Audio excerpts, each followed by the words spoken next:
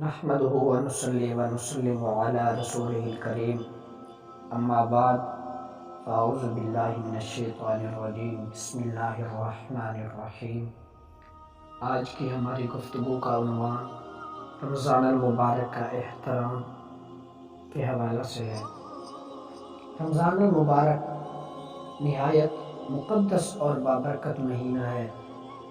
بڑے خوش نصیب ہیں وہ لوگ جو اس کا ادب و احترام کر کے دونوں جہان کی نعمتوں سے سرفراز ہوتے ہیں۔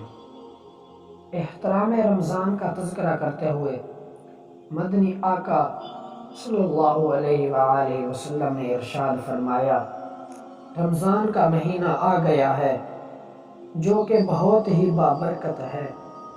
اللہ رب العالمین نے اس کے روزے تم پر فرض کیے ہیں۔ اس میں آسمان کے دروازے کھول دیے جاتے ہیں اور جہنم کے دروازے بند کر دیے جاتے ہیں۔ سرکش شیطانوں کو قید کر لیا جاتا ہے۔ اس میں اللہ تعالیٰ کی ایک رات شب قدر ہے جو 1000 مہینوں سے بڑھ کر ہے۔ جو اس کی بھلائی سے محروم ہوا وہی محروم ہے۔ بلا شبہ یہ رمضان المبارک کا احترام ہے کہ اس کی آمد کے ہوتے ہی شیطان زنجیروں میں جکڑ دیے جاتے ہیں، رحمت کے دروازے کھول دیے جاتے ہیں، رحمت کی گھنگور گھٹائیں ساون بھادوں کی طرح برسنے لگتی ہیں، رحمت اور برکت بھلائی کی باد بہاری سے اللہ کے مخلص بندوں کے دماغ دل معطر ہونے لگتے ہیں۔ رمضان المبارک کے احترام سے اپنے تو مالا مال ہوتے ہی ہیں، اگر کوئی غیر بھی اس کا احترام بجا لائے تو وہ بھی فیضان رمضان سے محروم نہیں رہتا۔ بخارا میں ایک مجوسی آتش پرست آگ کی پوجا کرنے والا رہتا تھا۔ ایک مرتبہ وہ ماہ رمضان میں اپنے بیٹے کے ساتھ مسلمانوں کے بازار سے گزر رہا تھا۔ اس کے بیٹے نے کوئی چیز اعلانیہ طور پر کھانی شروع کر دی۔ مجوسی نے جب یہ دیکھا تو مارے غیرت اس نے اپنے بیٹے کو ایک تمانچہ رسید کر دیا اور ڈانٹتے ہوئے کہا، رمضان المبارک کے مہینے میں تمہیں مسلمانوں کے بازار میں کھاتے ہوئے شرم نہیں آتی؟ تمہارے اس عمل سے مسلمانوں کی دل آزاری ہوئی ہے، نیز رمضان المبارک کی عظمت کی پامالی بھی، اس لیے آئندہ کبھی ایسی حرکت نہ کرنا۔ اطاعت شعار بیٹا یہ سب کچھ سننے کے بعد نہایت سنجیدگی سے سوال کرنے لگا، ابا جان آپ بھی تو رمضان المبارک میں کھاتے پیتے ہیں؟ اس کے والد نے جواب دیا، ہاں میں کھاتا ضرور ہوں مگر اپنے مکان کے اندر چھپ کر کھاتا پیتا ہوں، سر عام کھا پی کر اس مہینے کی بے حرمتی نہیں کرتا۔ یہ مقدس اور بابرکت مہینہ ہے، اس کی اعلانیہ طور پر میں بے حرمتی نہیں کرتا۔ کچھ عرصہ بعد اس آدمی کا انتقال ہو گیا۔ کسی نے خواب میں اسے جنت میں ٹہلتے ہوئے دیکھا۔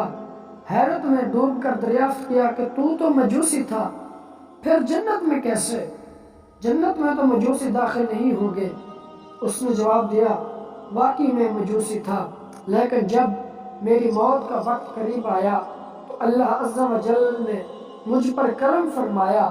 رمضان المبارک کے احترام کی برکت سے اللہ رب العالمین نے مجھے ایمان کی دولت سے سرفراز فرما دیا اور ساتھ ہی جنت میں داخل فرما کر اپنی بے انتہا نعمتوں سے مالا مال بھی کر دیا۔ اب اس بات کے اندر اس واقعے سے معلوم ہوا کہ رمضان المبارک کے احترام سے اگر ایک مجوسی فیض یاب ہو گیا تو مسلمان اگر اس کا احترام بجا لائے اور دل و جان سے اس کی تعظیم کرے تو پھر بھلا کیوں کر اس پر رحمت و انوارات کی برسات نہ ہوگی۔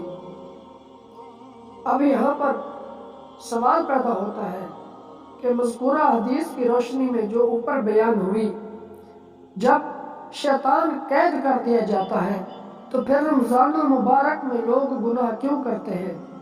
اس کا جواب دیتے ہوئے علماء کرام ارشاد فرماتے ہیں، حقیقت میں ابلیس اپنی ذریتوں یعنی اولاد کے ساتھ قید کر دیا جاتا ہے۔